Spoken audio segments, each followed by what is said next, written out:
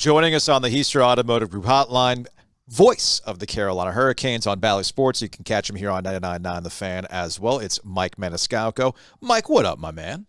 Not much, Joe. Just getting ready for a very busy month of November that we've already started, but it just seems like it's home road, home road. You know, it's I guess a good rhythm to get in, but you leave the bag at the door. It's like the old time to make the donuts commercial. It's going to feel like. That's true. And the Hurricanes are 8-3-1, and I guess after a month into the season, I guess there's two major talking points. The first one's positive. The other one's, I wouldn't say negative. It's more of a concern. Let's start with the positive first. And that is there was a lot asked of Martin Necas last season and a lot of hand-wringing over what the heck was wrong with the guy. Kane showed some belief in him, and here he is paying it off in the early part of the schedule. The guy has been on fire, and I don't want to push this all the way out to the spring, but you hope that this is something that is throughout the season. It certainly couldn't ask for a better start, though.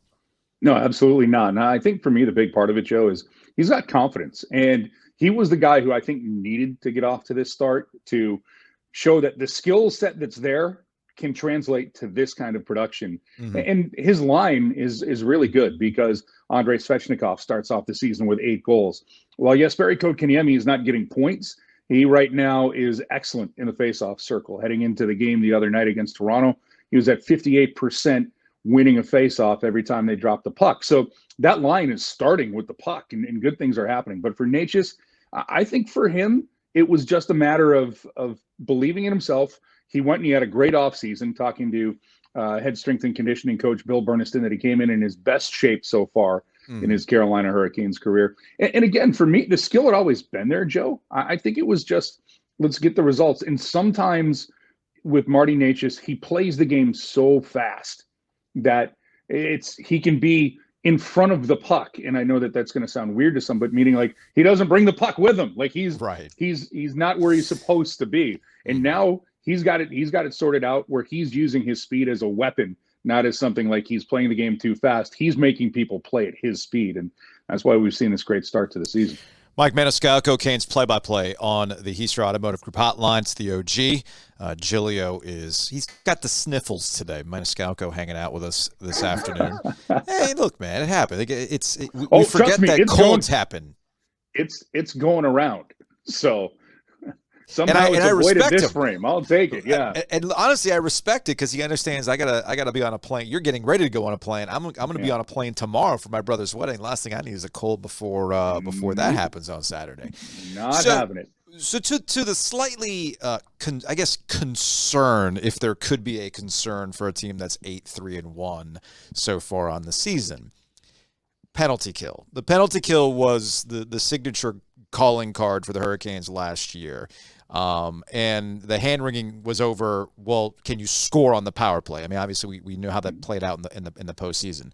So far, the penalty kill is okay, but I guess after what we saw last year, there's some growing pains maybe, Sure. Brent Burns in the lineup, those types of things. How do you kind of view where things are at right now with the penalty kill specifically? I think for special teams, and I've said this before, Joe, so I'm sorry I'm not coming up with an original line for you. But oh, come on, Mike. You know this business. I was going to say, it's Tuesday. I'm just trying to repackage stuff I said yesterday. Come on now. It's the early season special teams in the NHL can be fool's gold. Sure. Because there have been teams that get off to these hot starts on the power play or their penalty kill because their goaltender's in a rhythm, or just they get a really good group together that seems to work for them. Those first 15 games, people are like, oh, we're on to something here. And sometimes a team can be. But sure. For me, it's when we get to game 20, 25. That's usually what your special teams is going to be, because it's the quarter point of the season. There's really no pulling rabbits out of a hat. I think the one thing for the Canes is everybody in the league watched what their penalty kill did last season. And when you're going through, okay, this is what we want to do, everybody starts copying that. And now everybody is going up against that penalty kill, the high pressure penalty kill, pressure on the points, trying to turn defense into offense instead of just, well, this was the league's best kill last year. How do we stop that? Or how do we get around that? Well, now the focus shifted to the Canes. And you don't have Vincent Trocheck early on. And just hear me out on this. The big thing that the Canes did last year is they started every penalty kill with Jordan Stahl or Vincent Trocheck in the face-off circle, and they won damn near every face-off they took shorthanded. They get the puck back to Jacob Slavin, and Jacob Slavin shoots the puck 200 feet, and 15 seconds have already gone by on the power play for the opposing team. So the new faces and the new members of the team and new people adjusting to different positions. Derek Stepan has taken the role of Vincent Trocheck on the first penalty kill unit, and he's been fine. He's been really good. But sure, you do have Brent Burns. I mean, you do have Brent Burns, who is now part of this. You take a look. Tony DeAngelo fit in well on the penalty kill the few times they used him for it, but it was really more guys like Brendan Smith and teaming up with Jacob Slavin and Shea and Pesci who are back there. So, just a couple of new faces, and some guys have got to get used to that system. Brent Burns, of course, has to get used to it. And every game he gets better and better with what they're asking him to do. And he's a horse, and he will eat up those minutes they want him to. So I'm not worried about it because I've seen it look the way it's supposed to look. Mm-hmm. Both the penalty kill and the power play. Now it's just finding the consistency of doing it. And there's no secrets in this league anymore. Once somebody does something good, everybody in this league tries to copy it or tries to figure out a way to get around it. Mike Maniscalco, Canes play-by-play Bally Sports, joining us here on the OG. You can listen to Mike here on 99.9 The Fan on game nights. And he's joining us on the Heister Automotive Group hotline. It's interesting.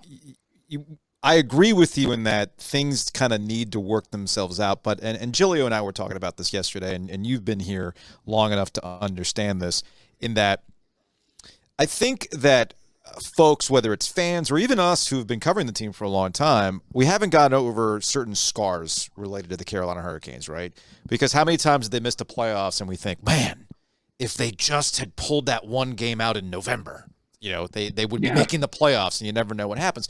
And I feel like last year truly was the crossing of a Rubicon for how we should be talking about the Canes. It's not about, oh my goodness, everything's going to melt down if they lose 2 or 3 games here.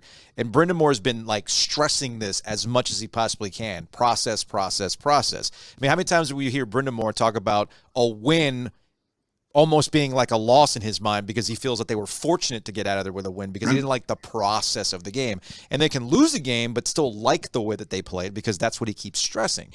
And at some point, I hope the light bulb goes on and that we understand that if you're going to be cycling through some new players to get better, to do exactly what you want to do, which is go further in the playoffs, there's going to be a little bit of a curve here in the early portion.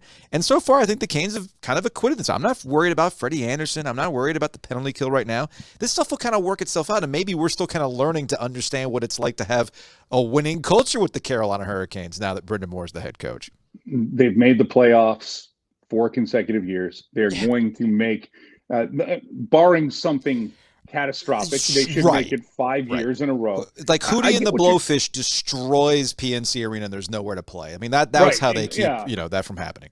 Yeah, I mean, there has to be something along those lines. And I'm glad you brought this up because, the stress from years past, because the Canes were 3-8-1 at this point in the season, Joe. Not 8-3-1. Last year, they didn't lose in October. They did not lose a game in October. They won 9 in a row to start the year. You know what I don't miss? Right now. You know what I really don't miss from those years? It's like, if they could just play home games during the fair, then they'd make the play. Now they go on a Canadian road trip, and they look pretty good. It's all good.